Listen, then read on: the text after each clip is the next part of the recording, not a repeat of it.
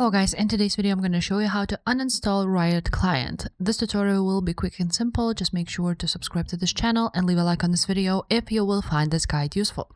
So first of all, if it doesn't appear on installed apps and if you cannot uninstall it, for example for me, let's go ahead and find it.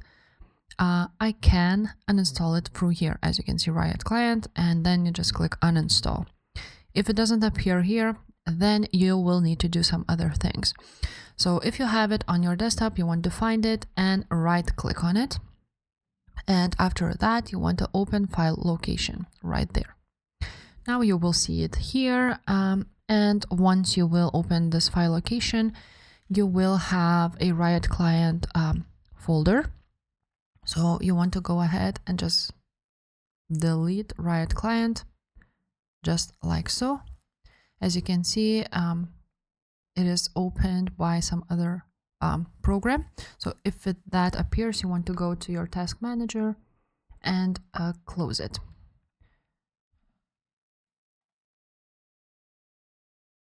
Or you want to find Riot Games, then click delete, just like so. Do you want to permanently delete it?